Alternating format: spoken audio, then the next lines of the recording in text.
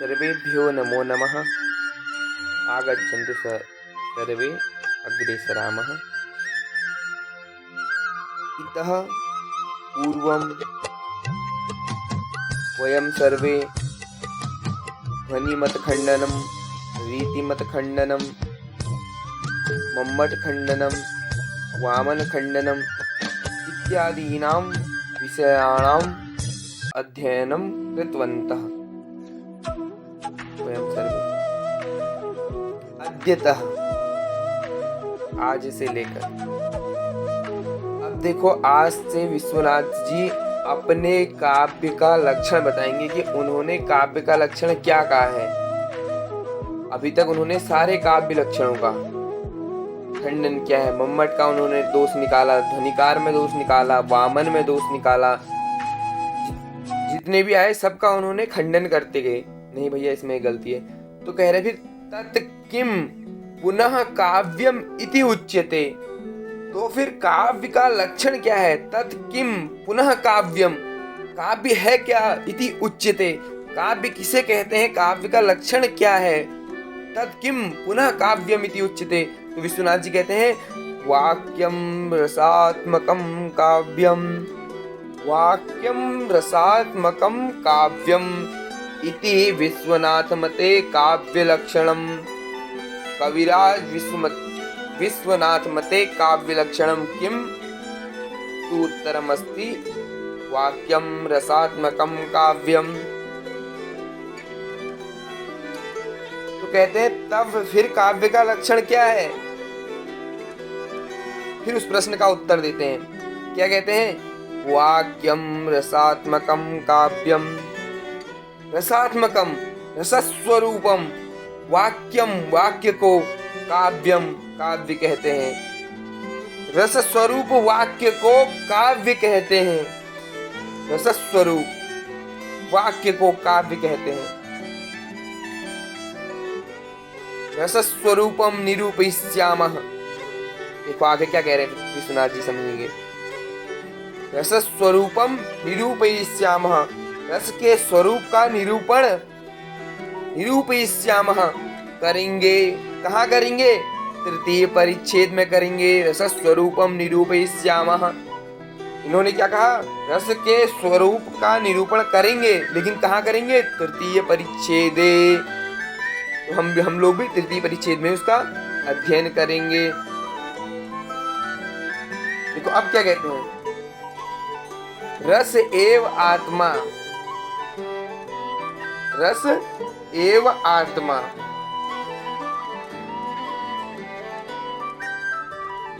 सार रूपतया जीवनदायकः, जीवनदायको यस्य तेन विना तस्य काव्यत्व अनंगीकारात् रस्यते इति रसः इति व्युत्पत्ति योगात् भावा भाव तदाभासादयोपि गृह्यन्ते। भाव पूछ रहे हैं, भाव रसाभास, भाव उदय, भाव शांति, भाव सबलता, रस रसा भाव, भावाभास, भाव उदय, भाव शांति, क्या दयोपि गृह्यन्ते। कह रहे सार रूपतया, सारा स्वरूप होने से, रस एव, देखो आ गया ना, रस एव, रस ही जिसके जीवनदायक, जिसके जीवन का आधान करने वाला है, ऐसे रसात्मक वाक्य को क्या कहते हैं? काव्य कहते हैं। तेन विना, तेन अर्थात तेन केन, तेन रसेन, विना, रस के बिना, तस्य तस्य कस्य, वाक्यस्य, वाक्य में काव्यत्व अनंगीकारात्, काव्यता नहीं आती है। किसके बिना? रस के बिना वाक्य में काव्यता नहीं आती है। ये किसका मत है? विश्वनाथ जी का मत है। विश्वनाथ जी आज से अपना काव्य लक्षण सिद्ध कर रहे हैं। आज तक उन्होंने सबका खंडन किया, वाग्देवी की वंदना से लेकर के उन्होंने सभी मतों का, सभी संप्रदायों का खंडन करते हुए फिर से किसका? व्यंजना का पुनर्स्थापन किया। क्यों किया? तो देखिए क्या कह रहे हैं, रस के बिना वाक्य में काव्यता नहीं आती है। अनंगीकारात् न अंगीकारात्। इस बात का वे प्रतिपादन कर चुके हैं।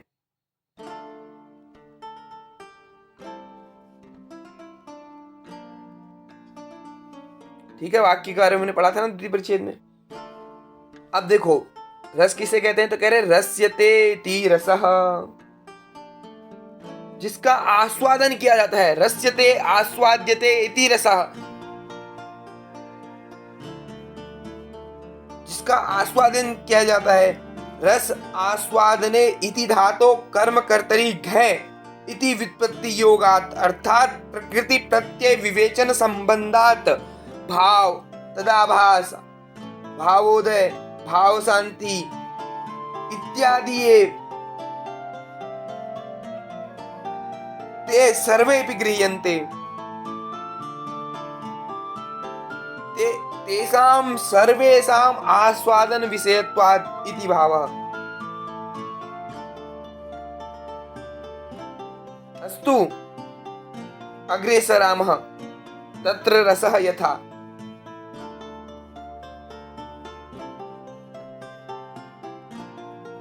रस का उदाहरण देते हैं।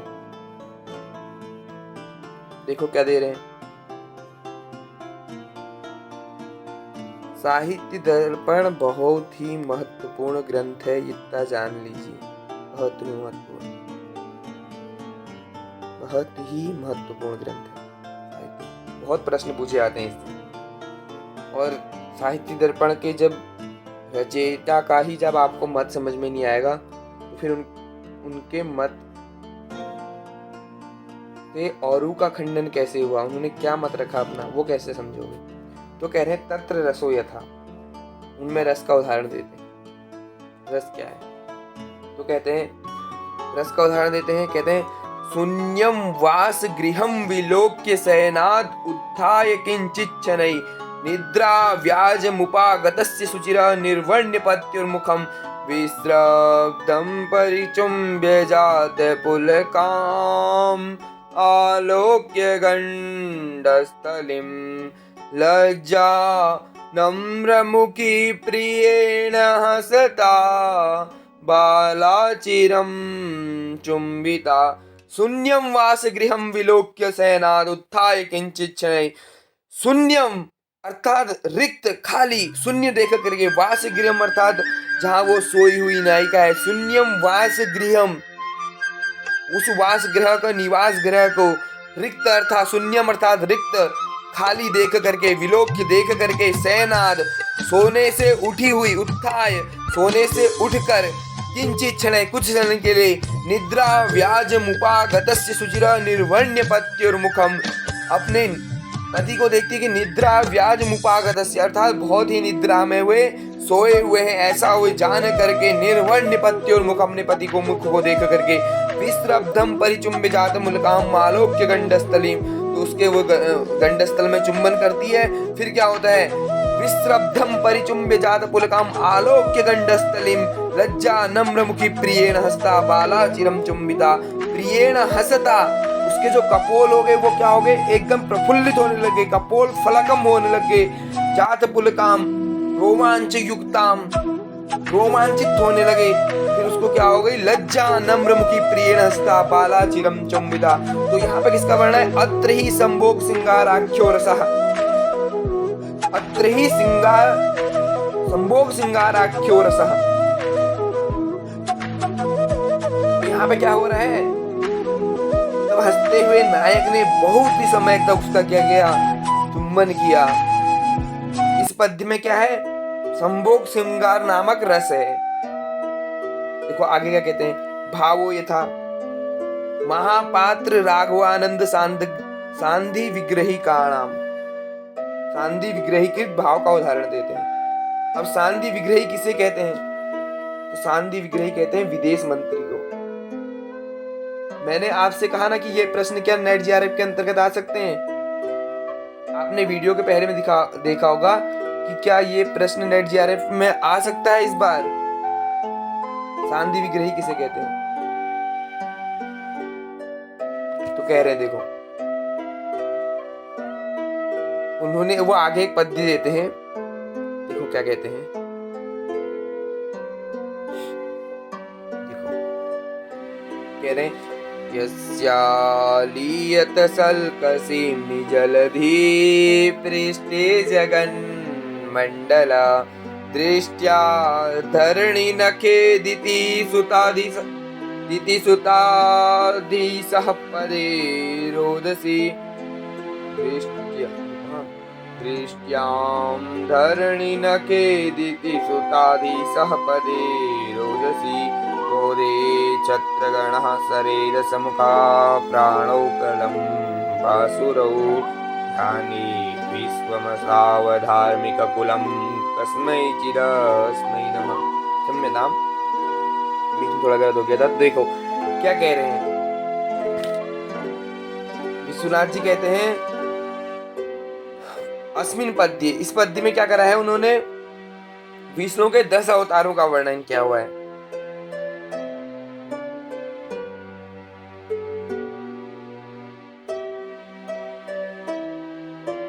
हमने महापात्र पढ़ा, महापात्र किसे कहते हैं, ब्राह्मण विशेषः, महामंत्री, संधि विग्रह कार्य नियुक्त राजकर्मचारी विशेषः। अस्तु, राजकर्मचारी, विदेश मंत्री।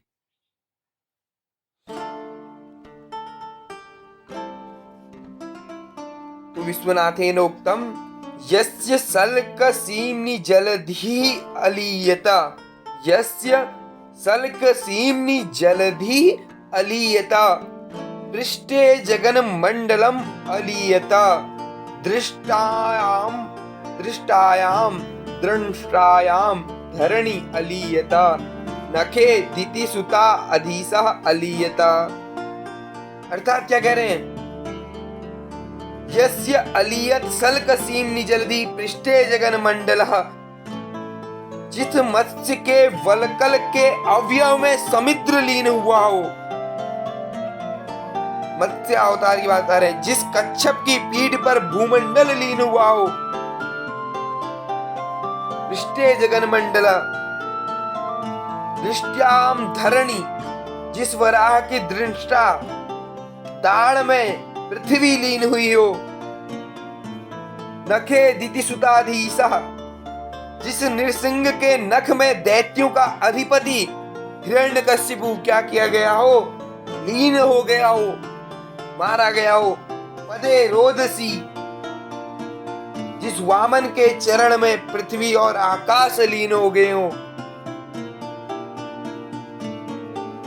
क्रोधे छत्रगण, जिस परशुराम के क्रोध में क्षत्रि गण अर्थात क्षत्रि समूह लीन हो गया हो, सरे 10 मुखा, सरे अर्थात बाण में, तीर में, जिस राम के बाण में रावण लीन हुआ हो, 10 मुखा, प्राणौ प्रलंबासुरौ, जिस बलराम के हाथ में प्रलंब नामक दैत्य का लीन हुआ हो, ध्याने विश्वम, जिस बुद्ध के ध्यान में विश्व का लय हुआ हो, असावधार्मिक कुलम तस्मै नमः, और जिस कल्कि के तलवार में अधर्मी लोगों का लय हुआ हो, क्या कह रहे, कस्मै चिदस्मै नमः, अर्थात ऐसे अनिर्वचनीय महिमा वाले भगवान नारायण को मेरा प्रणाम है। किमभवत् अत्र भगवद् विपर्ययरतिर्भावः, अस्मिन् पद्ये भगवद् विषय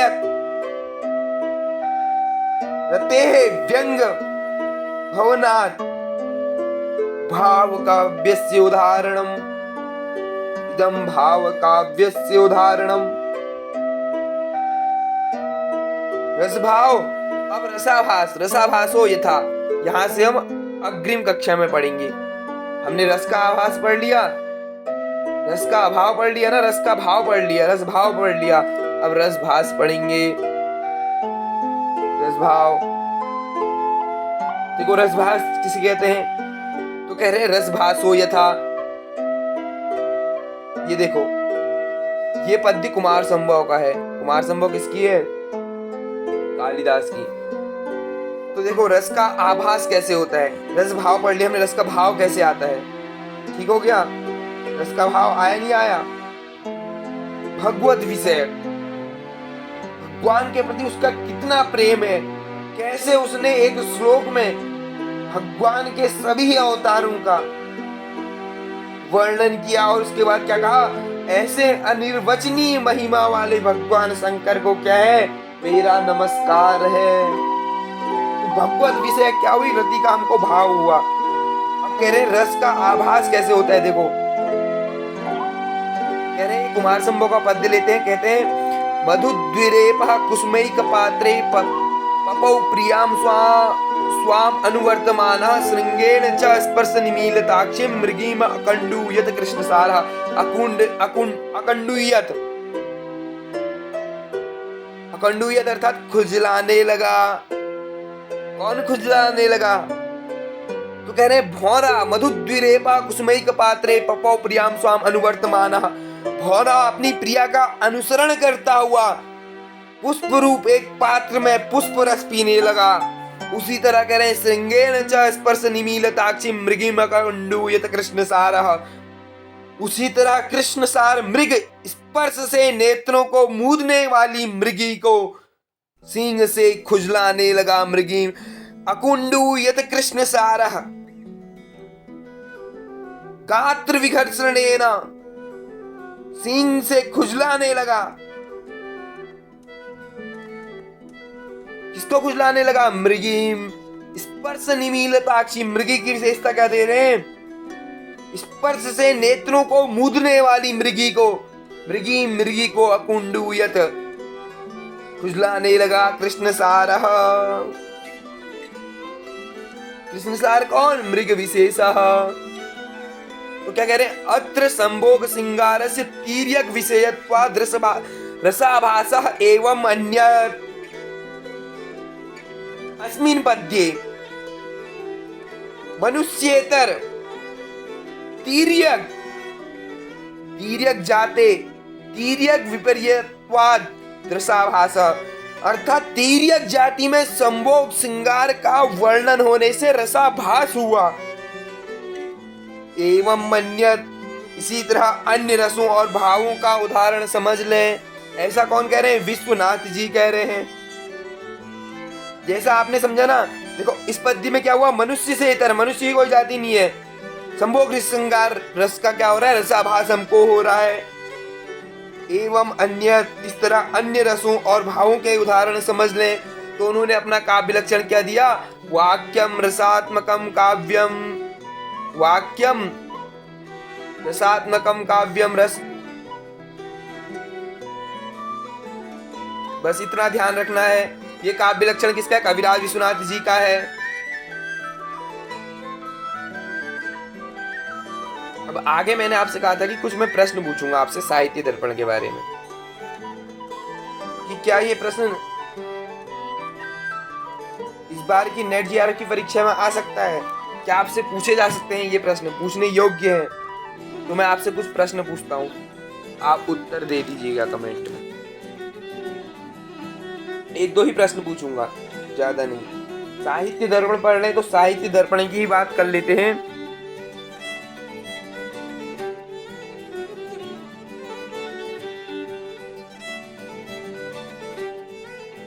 साहित्य दर्पण की ही बात करेंगे आपसे, आप बताइएगा उत्तर वीडियो में लास्ट में, अंत में।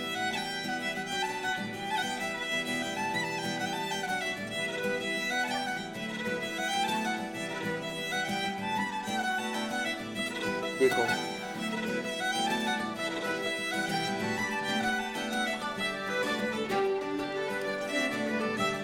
हमने रस की बात करी, तो मैं आपसे पूछता हूँ, रस मंजरी, रस मंजरी बताना, रस मंजरी किसकी है। तिलक मंजरी आपने सुना होगा, कर्पूर मंजरी सुना होगा, बताइए रस मंजरी किसकी है। एक रस मंजरी ये प्रश्न हो गया, रस मंजरी किसकी है। रस मंजरी के लेखक कौन है,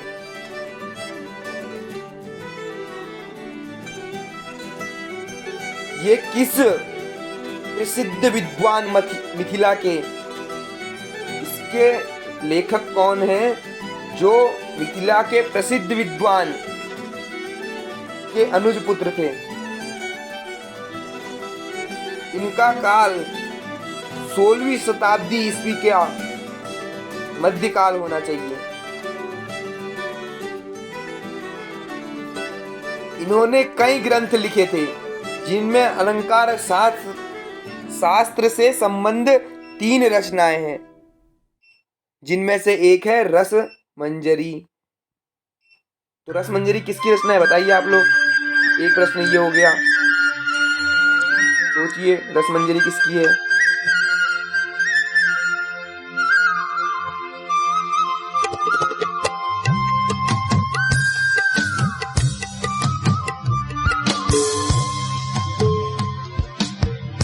और हाँ, रस मंजरी की हम बात कर रहे हैं तो इस पे कितनी टीकाएं मिलती हैं? 10 टीकाएं मिलती हैं। ठीक हो गया रस मंजरी पे। इन्होंने 3 रचनाएं करी अलंकार शास्त्र से संबंधित। उसमें रस मंजरी पर 10 टीकाएं प्राय मिलती हैं। उसमें प्रसिद्ध सबसे व्याख्या कौन सी पता है आपको? प्रकाश व्याख्या। तो मैं लिख देता हूं, प्रकाश व्याख्या। ये प्रकाश व्याख्या किसकी रचना है? देखो 2 प्रश्न मैंने आपको दिए, ये प्रश्न आपसे पूछे जा सकते हैं। बिल्कुल, रस मंजरी और रस व्याख्या ये दोनों किसकी रचना है? रस मंजरी ये रचना किसकी है? और रस मंजरी पर प्रसिद्ध टीका जो ये प्रकाश व्याख्या टीका है, ये प्रकाश व्याख्या टीका किसकी है? यदि आप इन दोनों के उत्तर देते हैं तो बिल्कुल समझ लीजिए आपने साहित्य दर्पण को जाना है। साहित्य दर्पण से इतर प्रश्न है, लेकिन रस मंजरी और प्रकाश व्याख्या है, इसका मतलब आप संस्कृत साहित्य के इतिहास को जानते हैं। इसलिए आप 2 से 2 प्रश्न पूछ रहा हूं, आप इनका उत्तर दीजिए कमेंट में और फिर उसके बाद बताइए वीडियो कैसा लगा। ठीक है, और वीडियो अच्छा लगा हो, यदि आपको इन 2 प्रश्न के उत्तर नहीं आ रहे हैं तो वीडियो को शेयर करना ना भूलिएगा। रस मंजरी किसकी रचना है और रस मंजरी पर प्रसिद्ध टीका प्रकाश व्याख्या किसकी रचना है? ये प्रकाश व्याख्या किसने लिखी? देखो इसमें साहित्यिक और व्याकरणिक दोनों ये प्रश्न ऐसा है, इसमें साहित्यिक भी है व्याकरण भी है, ये 2 प्रश्नों में। ठीक हो गया? तो चलिए साथियों, आज के लिए इतना ही रखते हैं, मिलते हैं अगली वीडियो में। तब तक के लिए धन्यवाद। सर्वेभ्यः धन्यवादम, सुस्वागतम, हार्दिकम स्वागतम, अभिनंदनम, व्यवहरामि।